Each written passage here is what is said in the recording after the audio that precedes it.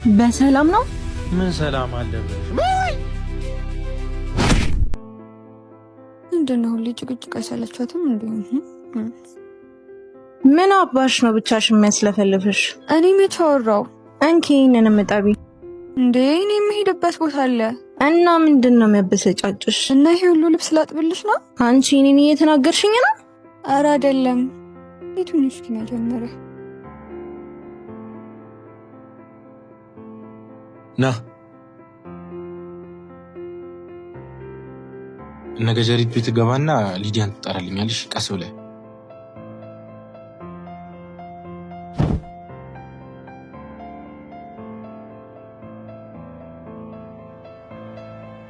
ሊዲያ ኪራ እየጠራሽ ገጀሪት። አንቺ ገጀሪት አትበይኛል አልኩሽም እንዴ? ቆይ ግን ለምንድን ነው እኔ እንደዛ ብዬ እንድጠራሽ የማትፈልጊው? አንቺ እኮ ሁሉ ነገር ነሽ። እሺ አንድ ነገር ላስቸግርሽ። ምንድነው?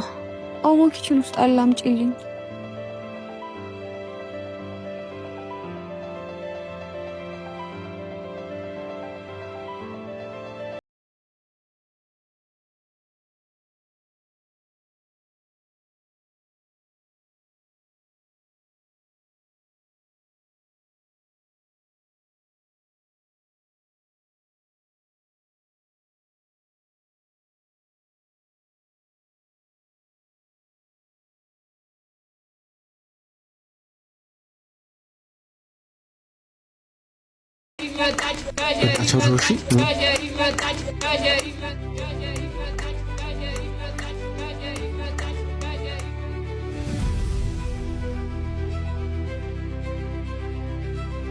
አረ ፈጣሪ ሆይ ለፍቅር እንዲልሰቃይ። በሰላም ነው? ምን ሰላም አለብሽ?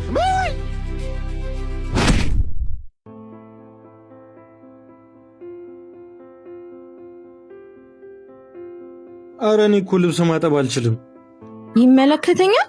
እጠብ አልኳ እንዴ?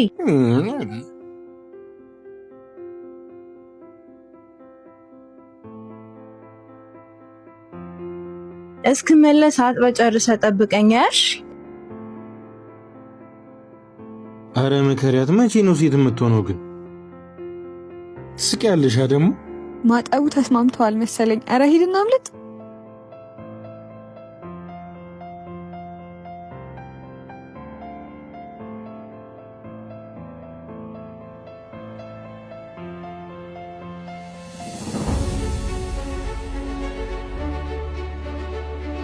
ኧረ ለምታውቅ እኔ ብቻ ነሽ። ማን እንደሆንኩ አሳይሻለሁ።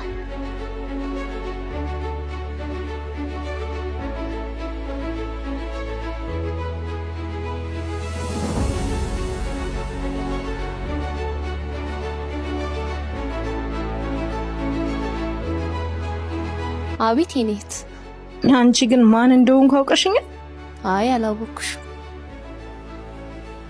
እኔን ሳታቂ ነው የምትመነቃቀሪው? ቸኩያለሁ የኔት። ኧረ ገጀሪት፣ ስለኔ ሰምተሽ አታቂም መሰለኝ። ማንም ሰው ቀና ብሎ ሊያየኝ አይችልምሽ። ሲቀጥል ከዮብ ጋር ድጋሚ እንዳላይሽ። ኧረ ልቀቂኝ፣ ወንድሜ ነው። ወይ ይቅርታ። እሺ እሱ ላይ እኮ ፎንቃ ስላለብኝ ነው። እና ለሷ አትነግሪውም እንዴ? አመጥኝምሽ ቆሻሻ። ይጀመር ሱት መሆንሽ ጠቅሞሻለሽ።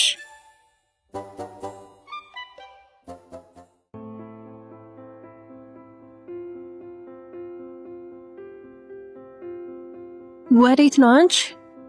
ጓደኞቼን ላገኝ። ኧረ ያደንባራሽ ልታገኘው ነው? ቆይ ምን አድርጎሽ ነው? ለምንድን ነው የምታስፈራሪው? ቆይ ግን ይወድሻል? አዎ ይወደኛል። ባይወደኝ አንቺ እንዲያረግሽ እኔን ለማግኘት ይመጣል? ግን አንቺ ቢጎዳሽ አልፈታውምሽ። ንገሪ። ከዚህ በኋላ ምንም አታደርጊው? አዎ አሁን ሐሳቤን ሳልቀይር ጥፊ ከፊቴ።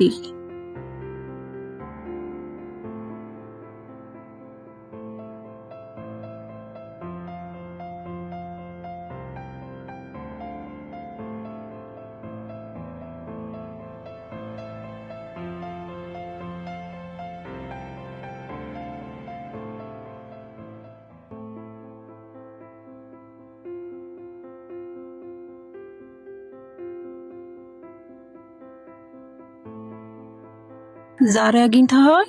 ቀደም ከእቱ ጋር አልፎ ነበር። ብዙ ቆዩ እንዴ? አይ ትንሽ እንደውም የሆኑት እንዴ ስንት እህት ነው ያለው? አንድ እህትና አንድ ጩጬ ወንድም ነው ያለው። እና ያቺ መንቃራ ማን ናት? የምትበጣጥሷ ልጅ ናት። ፍቅረኛዋ ናት። ፍቅረኛዋ ነው ያልክ?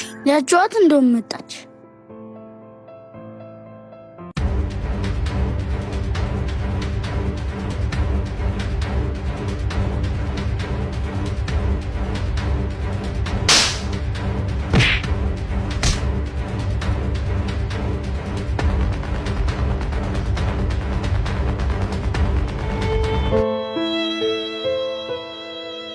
ይቅርታ እሺ።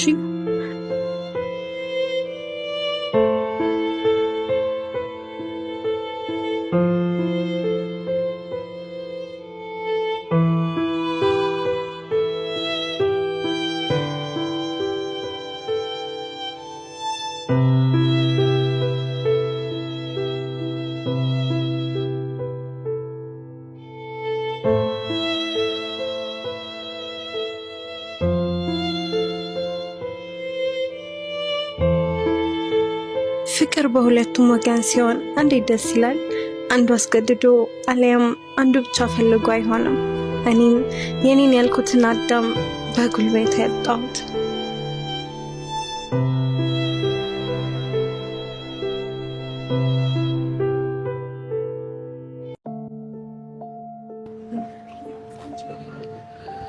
በቃ እኔ እዛው በላለሁ። ለመጨረሻ ጊዜ አውርቻቸው ልምጣ። መኪኖቹ ሳይገቡ አይቀርም። በቃ ልሂድ። እኔ የምልህ የባለፈው መኪኖች ገቡልህ እንዴ? ነግሬሽለ እንዴ? ገብተውማ እኮ ሁሉም ተሸጡ። ቆይ ግን እህትና ወንድሞች አይደሉም እንዴ? እንዴ ተቸግረ እያዩ ምን ማለት ነው? እናትና አባታችን ቤት ቅርስ ነው አይሸጥም ማለት? ምን አውቄ እኔ የቁርስ ቸግሮኛል፣ እነሱ ቅርስ ይሉኛል።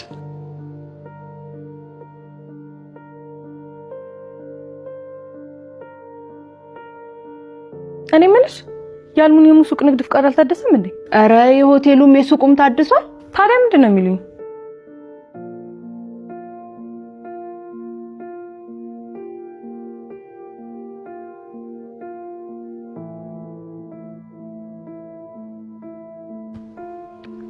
መች ነው ታዲያ ይሄ ቤት ቅርስነቱ አብቅቶ ተሸጦ ስራዬን የሚጀምረው?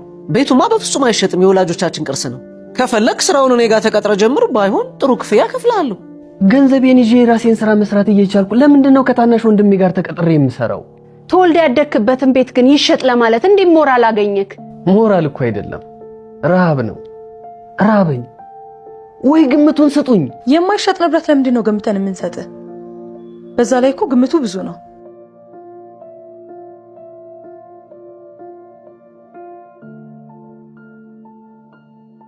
እንደዚህ አይነት ነገር ላይ የእናንተን አላውቅም። እኔን ግን ብትጠይቁኝ ሕያው ሰው ከሞተ ድንጋይ ይበልጣል ባይ ነኝ። የወላጆችም ትልቁ ምኞት ህንፃው ቆሞ እንዲታይ ሳይሆን ልጆቻቸው ተደጋግፈውና ተቃቅፈው እንዲኖሩ ነው። የቆመው ግድግዳ ሳይፈርስ የቆመው ወንድም በችግር ሲፈርስ ማየት ልክ ነው ብዬ አላስብም። እስኪ በዚህ ጉዳይ ላይ ኮሜንት ያደረጋችሁ ሀሳባችሁን አጋሩ።